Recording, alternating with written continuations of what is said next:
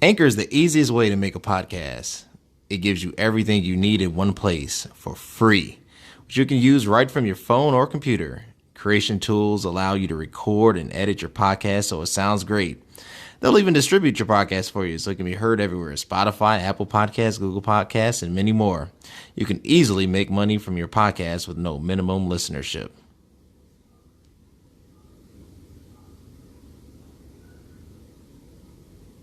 Very bad. I'm not against people eating fast food, but the amount that I was doing, like sometimes I eat McDonald's like twice a day. I might have 3 or 4 double cheeseburger, large fry, stuff like that, or get a large pizza and sit and play the video game and eat the whole large pizza at the same time. So I most likely, when I was step on the scale around 385, I still was eating like that prior to my surgeons going back down. So the reason why I said 400 is because when during my darkest time, that's all I did was just eat, eat, eat, eat, eat.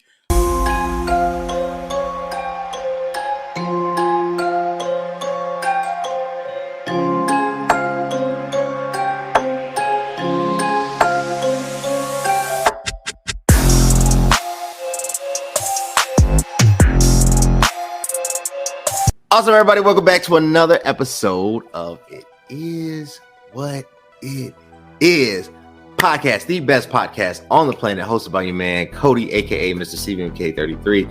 Yo, amazing episode. I love all my guests, but sometimes you just come across stories that appeal to you and speak to you, and I think can really bring about inspiration and transformation. But before we get into that, if you want to keep seeing amazing leaders and amazing influencers like we have on today, you have to do a few things. Connect with your boy on Instagram at CVMK33 and on the business page on Instagram at CVMK_global. Go to where the best health, wellness, supplements, and drip is found. www.cvmkglobal.store and subscribe. This is going to be on both YouTube channels. Subscribe to both YouTube channels. The first one at YouTube at CV_K and the second one at CVMK Global Fitness. With that being said, I have Malik. Malik is amazing. He has an amazing story. He's lost over 100 pounds. Fitness has changed his life. With that being said, Malik, how you doing today? I'm fine. I appreciate the opportunity to share my story. No problem, man, brother. It is a pleasure and an honor to have you on. Look, I came across your profile. We belong to the same group, same fitness group. And it was like 100 pounds lost, and that just captivated me. I was like, I got to connect with him. And I reached out. I appreciate you responding and being on the show. That's a huge leap. You hear people say, I lost like 10 pounds. Okay. And then they put the 10 pounds back on. Right. I lost 20 pounds. But to lose 100, that's a major thing. Oh, yeah. Let's start here. Why did you get in? Why did you feel the need to lose that much weight? Why did you get into fitness? Well, basically, it was my personal life is how I got into fitness. It was almost like I always wanted to get in shape and lose weight, but I had no drive. But as I started looking at my own life and how I was going downhill with my sickness and diabetes and things, I started noticing if I don't do something about it, I'm going to die. And I was actually told that by a doctor. I won't say his name because he didn't really supposed to tell me that, but he kind of really told me, if you keep taking the pills and everything you're supposed to do, it's not going to cure you. You still are going to die. You got to do something. And so basically my own life is how I got into fitness. Plus, when I had my daughter, it was no choice but to be here for her. I like that. How, I know that had to be difficult to receive such news from your, medical practitioner and your doctor, and you get hit with this, that you have to make this huge lifestyle change that is utterly needed, utterly necessary. And the wrestling of it in your mind, right? Like I always say, the battle first starts in the mind. How did you deal with those, that truth? How did you look in the mirror and say, if I don't do something, I won't be here? Well, that was I think the scary one. Well, that was the second, because we're going to get to the first scariest part of it, which really, gave rise to where I'm at now. But that was the second, because it seemed like whichever way I turn, there is no ending but death or early death, I would say. And I feel like if I don't change my life, either it's going to be gone now or later. But if you change your life now and get rid of the disease, because he was like a secondary guy who did, my physical and everything. And he just told me the truth. But the first guy, all I did was just take the pills and do what they tell me to do, but it only suppressed the symptoms of the disease. This doctor told me how to get rid of the disease. So therefore, I don't have to keep taking the pills and stuff anymore if you just change your life. So I really appreciate him for really not looking at me as just a number and a customer, but really saying something that really changes my life and not just keep taking the stuff over and over and I'm still going to die regardless whether I take it or not. That second opinion. Do you think that and that there's always this theory that sometimes medical leaders treat patients like numbers, particularly patients of color, even more specifically Black patients. Do you feel that you were handled, and I'm not, making accusation or whatnot, but, when you're dealing with something as serious as diabetes, it's a disease that gets overlooked because, it's not immediately fatal, right? Like you could almost go unmanaged for years before you'd have some adverse side effect. But it's still a disease nonetheless. A disease is a disease. It's not like, this is a good disease, right? Nobody wants to have any disease. So do you feel that initially, I guess you were cared for the way that you should have been cared for? Well, I wouldn't quite say, because if I say like, no, it kind of resonates against all doctors, and all doctors are not like that. If anything, I still do appreciate the job that they do for us, because if it really wasn't for some doctors, then we still wouldn't get the help that we need. But I do appreciate the doctors that take the time to really tell you how to change, instead of just kind of giving you their, here's what you need to do, but you never change your life. Just keep doing this. But so some doctors can really help you by really telling you how to get healthy. I really appreciate that. Cool. So this journey, right? Tell me about the first workout. I want to know, because it's I always say getting to the gym is the hardest part of any workout. Tell me about when you made that decision, I'm gonna change, and that first early morning, knowing that you have work, knowing that you have a family. Tell me about that. Well, this change actually happened just prior to me actually starting getting into the gym, because the gyms were closed because of COVID. It was just coming in at the time. Well, it was coming in 2019. My daughter was born in January 2020.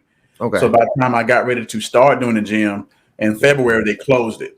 So I didn't physically get into the gym until they reopened it around May. I got in June. But that's to me, I was like, I still made an excuse, because you can so many things you can do without being in the gym. I just still kind of made it the excuse. But before, what really happened is I got very, very low in my life. I was about 400 pounds, like you said, type 2 diabetic. I could barely walk without breathing real hard, or I couldn't walk really long. I had to sit down I was like, sometimes I'll be crying. Like I'm in the mall trying to walk, and every 5 minutes I have to stop because it's so painful. And your legs, your feet, everything is controlling you. So I've always had the diabetes, but it got so aggressive before I went to the doctor. And so what scared the guy was like, when I took my blood pressure, every time I would go for the next 3 years, my eyesight got weaker. I was at 20/20, then it went to like 20/25, then 20/30, 20/35 in the right eye. And it's like my vision is getting worse. My skin is getting dark patches, which you probably can still see remnants of it, but it's so clear now. My neck was so thick. My legs and ankles were turning dark. So what was happening is that my body was dying because no blood flow. And then, of course, with the no blood flow, that also, not trying to be X-rated or anything, but for us, no blood flow for a man, that's ED issue as well. Right. And that was very severe as well, too. So you can imagine, as being a man, you also married, you cannot really even be intimate with your wife when we also been planning to have children. But because my health is so bad, it's almost been 3 years of trying because your health was so bad. So I felt so bad that I couldn't be a father myself. I couldn't provide her the intimacy she needed. I didn't have no energy, no drive, no nothing. And so I said, I don't even have any friends right now to even talk to about this. So I said, you know what? I'm just going to make a deal with the devil. And it's almost like he was saying, well, if you want your time of peace, just put that gun to your head and pull the trigger. And that's exactly what I did. I sat here one day at home, and this was around April, right around the April time of 2019. And I sat here at home, and I grabbed my gun and put it to my head and got ready to pull the trigger. But before I did, I said, I hope they understand. I wanted to be a better man, but I hope they understand. Take me to a better place. And I pulled the trigger, and it did not go off. Wow. I pulled it. I kept pulling it every time, and then it just wouldn't do it. And I just threw the gun down, and I just got on my knees and just started hollering like, I believe in God. So he's like, I'm like, if there's a God, why you won't let me be in peace? Why you let me suffer?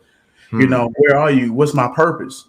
And then it was almost like my purpose was answered. It was like, you thought I was going to let you get off that easy. You always speak. Yeah. You always speak as a Black man that 70% of our children are growing up without, fathers in the homes. And you don't want to be that type of father to do that. Right. So you say you had nothing to live for. Okay, I'm gonna let you believe that. I guarantee you 3 to 4 weeks after that time I pulled the trigger, my wife said she was pregnant. The Lord has been kind. First of all, before we go any further, thank you for sharing that vulnerability, because I think that's more common than not. And I know it's uncomfortable to talk about, ED and then to talk about, potential suicide. And I think a lot of people are dealing with life and they feel lonely and they feel trapped and they don't have anyone to really, discuss these things with. And a lot of people find themselves in these spaces. And I think your words is going to encourage, because you don't have to go that route, right? You don't have to take your life. You don't have to suffer in silence. So first of all, thank you for that. The best thing is like what I'm doing right now, being able to talk to somebody, because you never really know. I thought I had nobody to talk to, so I kept it in. And by keeping it in, I got worse. And so being able to talk about it would have probably helped me better at that time. But I think like I had to, it was like my destiny almost to get that low, because he wanted me to get to the lowest, because he had a job for me. And when I thought that I had no one to live for, he then told me, you don't even know your wife is pregnant. Now you got something to live for. So what you going to do? And that's what happened. I'm going to get in shape. I stopped saying I want to look good. I want to be in shape. I want to be healthy. I changed my mindset to I'm going to look good. I'm going to get healthy. So when I changed the mindset, they're going to do attitude made me get up and go. And then I developed the term, failure is not an option and there ain't no plan B. You write it down and you get it done. I like that. There is no plan B. I like that. There's no plan B. So I have nowhere to go. Like if I fail, I can't fail now, because look, you almost killed yourself because of this. So you have nowhere to go back to. Your doctor after this said if you still don't change, you're still going to die. So now I'm stuck in between either pull the trigger or keep my same lifestyle and still die. So I had to change the lifestyle to change my future. So that's why I said failure ain't no option, because the moment I fail is the moment I fail on her. It's true. Moment. So you do all this and you start exercising. You start exercising in the midst of COVID. So I think you did the opposite of what a lot of Americans did when COVID happened. They just said, I quit, and they started gaining. You went in the exact opposite direction and started grinding, started really working hard and, started this journey. Tell me about that. Tell me about when you stepped on the scale and you saw that you were actually, even if it was 1 pound smaller. Tell me about that. What's up? I'm super pumped. Just got done with another workout. It's your boy CVMK33, connecting on Instagram and on the business page at CVMK_global. You know how I get through it. You know how I get that pump look. Best pre-workout on the market. www.cvmkglobal.store. Yeah, when I stepped on the scale, the last time I know I can remember stepping on the scale, I was like in the 380s. But then at the same time, I still was eating very bad. I'm not against people eating fast food, but the amount that I was doing. Like sometimes I eat McDonald's like twice a day. You know, I might have 3 or 4 double cheeseburger, large fry, you know, stuff like that. And or get a large pizza and sit and play the video game and eat the whole large pizza at the same time. So I most likely when I was step on the scale around 385, I still was eating like that prior to my surgeons going back down. So the reason why I said 400 is because when during my darkest time, that's all I did was just eat, eat, eat, eat, eat. But I never really got a chance to see where I was at the very beginning. But the last time I saw it was 385. And so that's why I say 400, because after the 385, I still spent another month just gorging down food because I was so depressed. So that's why I said I know I had to have been over 400 at least from that point. But once I said, you know what, you got to change. Like you said, he stopped you from pulling the trigger. Now you know you got a baby coming. We didn't know it was a girl yet, but we had a baby coming. So what you gonna do? That was the overjoyed moment I never had. I always thought about having a child, more a son. I had a girl first, and then I said, I don't even matter. I'm gonna do everything I can. So when she was born in the next January 11th, I held her in my arms and I said, this is my girl, my daughter. That's what I said. And she looked, I swear, a spitting image of me. He was so blessed to give her a girl that looked just like me. And I said, so what kind of man, what kind of father would I be to keep on the path I'm at and not be here for everything this little girl, you know, everything. Do you not want to hear the dad? Do you not want to feed her? Do you not want to see her first steps? Do you not want to take her to school, to the prom, to her marriage one day? Do you not want to see, you know what I'm saying? Do you want to walk her down the aisle, or do you want her to walk by herself or some other man do it? No. You now have to change your life now to be here for everything she's going to need. She needs you. So now, if you're not going to do it for yourself, then do it for something better than yourself. And that's your daughter. And so from that point, like I said, I got into the gym. She was about 5-6 months at that time. I got into the gym, Anytime Fitness, and I'm big dude. I'm big guy over about 400. I said, look, my doctor said if I don't do something, I'm going to die. I just did my blood pressure check. It was 168 over 88. Okay, so you can imagine you're in that close to hypertension stage 2. So I'm dying. My legs are big. I can't breathe. I can't do much of anything right now, but I am dying. I don't want to die. So tell me what I got to do, even if you got to talk to me crazy. So the lady said, okay, get on that treadmill, and I need you to give me a mile. I don't care how long it takes, just give me a mile. And that's where I started. I put some music on. I had a picture on my phone with my daughter right there. And I said, this for you. I kissed the phone and said, this is for you. And I started walking, but I can only go around 2.0, 2.5. It's real slow, but that's all I can do. Yeah. And I can remember beginning to cry because it was the very first day. It was June 16th. I can remember the day like it's yesterday. And I said, this is it. I'm 400 pounds. I'm full of death. I'm a type 2 diabetic. I almost killed myself just a few weeks ago. A few months ago. And here it is. Don't give up now, because now you're going to give up on her. That's why I developed the term failure ain't no option. But I can remember walking and I started hurting. I swear every 3-4 minutes I had to stop or sit down because I was hurting so bad. But I said, I need to walk this mile, because I said a journey. I used to always say to myself sometimes, a journey to want to walk 1,000 miles begin with the first step forward. So you walk that mile, you got 999 more to go, but you walk that mile. So I started hurting. I started crying and everything. But I said, you know what? Get back up. I sat down and I almost gave up. I was like, I can't do this. I can't do this. It's hurting so bad. But then I said, in my head, she popped up in my head again. She said, then you say that if the time you give up on yourself is the day you give up on her. So I said, so I was like, get your butt back up on that treadmill and you give me a mile. I don't care if it hurt. You walk that mile. I don't care what people looking at you, because people looking because you're so huge. I don't care. Walk that mile. You starting to cry? Walk that mile. I don't care. I don't care how long it take. You walk that mile. And so I did. It took me about 30 minutes to walk a mile, but I walked that mile. And so that was it. From the point I did it, even through hurting, through crying, in the gym, crying while I'm walking on the treadmill, I did it. And I sat down and I'm like, I felt great. I triumphed over something that was trying to hold me down. So I said, now I can do this. And that's what I did. I said, I can do it. I did a mile. And now it's time to get more and more. And so as through time went, I started feeling good about walking a little faster. I still did the mile, but I started going faster and faster. I started doing things at home, like, resistant bands and stuff.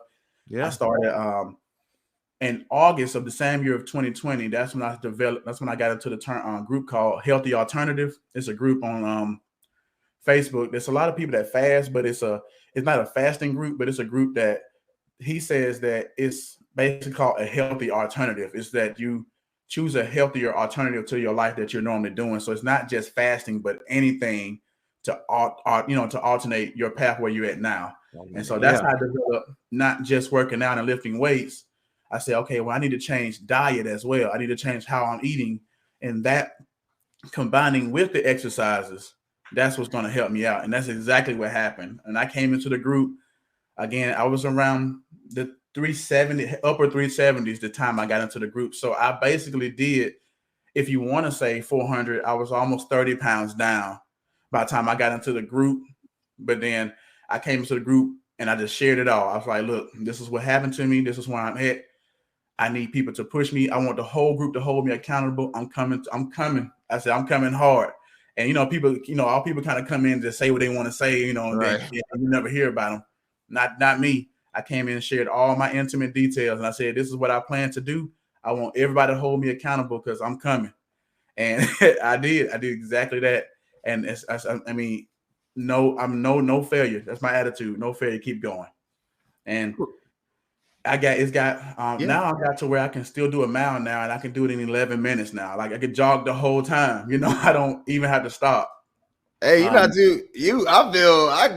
be sucking sometimes. I get to this. I'll be at 9 minutes. I'm like, what is wrong? I'm like, my knees, like, hey, that is first of all, thank you. Second of all, I think that's, people have to realize that we get into this because we want to change. It's something that is wrong, right? Like it's not a way of judging or anything. I don't think people misinterpret fitness because, they see the extreme side of it. They see the Olympia side, and that's like 1% of people. Yeah. The other 99% don't do that and have nothing to do with that. We're trying to change our lives and be there for our families. And this right here is encouraging. So you had a mile pace at 11 minutes, which is phenomenal. I can jog the whole time. I get on that thing. I put it at 4.0 or 4.5 in that range. Anything like 5 and over, you can kind of cut down into like low 11s, 10s, 9s, like that. So that's true. Right now, I can't jog the whole mile at 5.0, but right around 4.5, that's where I usually put it at and stick it right there for the whole mile. Hey, that'll work. I feel like that's not too bad for a guy that's 290. I'm in the 290s, and hey, I'm doing good. Hey, man, you look good, man. Look, I see the photos. I'm like, so now, you've turned. You're under threes. You're posting the photos. You can see you got the Herculean. Photos on every photo now, right? You're ready for the stage. You're ready for the IFBB stage, man.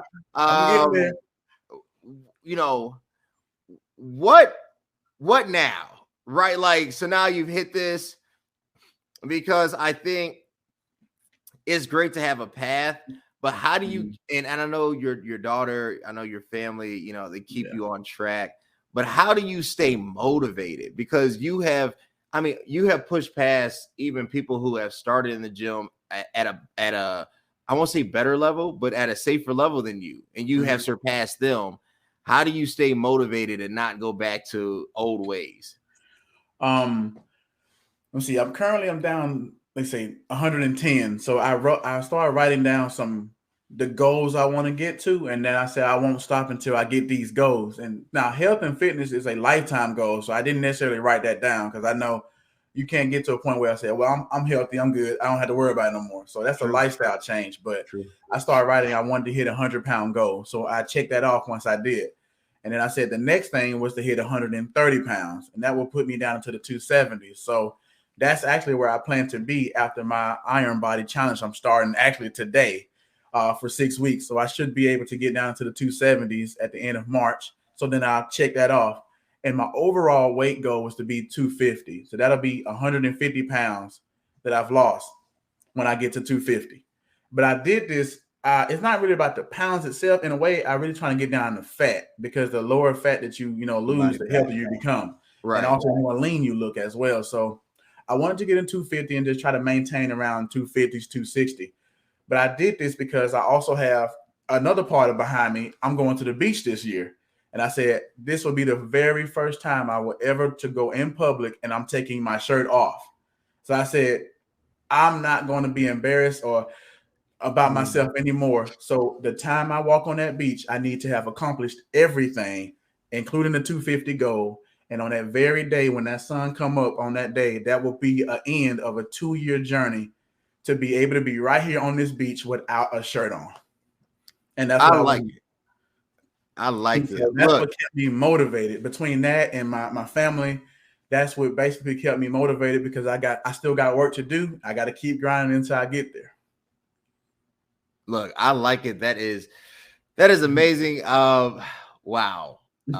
This is what it's all about, right? And that has encouraged me, and I'm sure it has encouraged the audience out there. Last question, man. I appreciate you. I know we're running out of time. So you asked me what was next. I remember you saying that. Yeah, this is gonna be what would you like to say to that person that has that's in a low state, dealing with depression, doesn't feel comfortable working out, doesn't like going to the gym, feels isolated and trapped? What would you say to that person? Let's see. Well, like I would say that the best thing when you feel like you trap is almost like you do with me. Find people that may have been in the same situation and be able to really have one-on-one conversations with that individual. Because again, holding it in will not help. It will only make it worse. And I feel like learning from my own, you want to speak out. You really want to talk and be able to network with people of the same, going through the same thing, and maybe y'all can form a group together and help each other. Like, let's say a messenger group or something, where y'all just kind of helping each other. And you don't necessarily have to go to a gym. Like I said, it's warming up now, so you can do a lot of walking outside or buy treadmill or some stuff at home if you don't necessarily want to go to a gym. But it's like, find your why. Find why you want to do this. Look into your past, look at your present, and then figure out where you want to be, like to envision it. And once you envision where you want to be, then go after it. And that's my, but first thing first is to talk, get it off you, and you might find somebody who can actually help you get to where they are. I like it, y'all. Talk. Do not bottle it in. Don't try to do life alone. Don't try to, be strong and handle this, because strength will get you injured. Get help, seek help. There's people out there that actually care, that are willing to listen, willing to share their stories, and willing to be vulnerable with you. Malik, you have been amazing. Thank you, man, for this time. Where can the people connect with you, man? Where, if they want to connect you, follow you, support what you do, where can they connect with you? Well, my name is on the screen, Malik Shanti. Now, I'm not sure if it's Shanti or Shanti. The word Shanti means peace in a different language, I think in the Indians language, and Malik means Hebrew. I mean, it means king in Hebrew. So I'm like king of peace in a way. But that's all I search for. I just want peace, and I'm the king of it, basically. And that's my name. You can find me on Facebook. And then on Instagram, it's Sergeant Malik, but it's Sergeant with the S-A-R, because I know it's really spelled S-E-R, but it's Sergeant then _ Malik. And that's how you can find me on Instagram. I don't have TikTok and other stuff right now, but that's all I have for right now. That works. Y'all connect with your man. Connect with him on Instagram at Sergeant Malik. Connect with him on Facebook at Malik Shanti. Y'all hit him up. Say, hey, man, I did what you do. That his story was inspiring and it touched me. It connected with me. Let's connect. And if you want to keep seeing amazing influencers, amazing leaders, and amazing stories like Malik, you know what you got to do, man. Hit your boy up on Instagram at CVMK33. Go to the business page, CVMK_global, and we're the best health, wellness, supplements, and dribble. We have some new merch. I got the shirt on right here. We got some things coming out. Oh, this is going to blow the world, man. www.cvmkglobal.store. And also subscribe to the YouTube page because this is so lit. This is going to be on both channels, YouTube at CV Space K and the fitness one at YouTube at CVMK Global Fitness. Until next time, guys. Thanks. All right.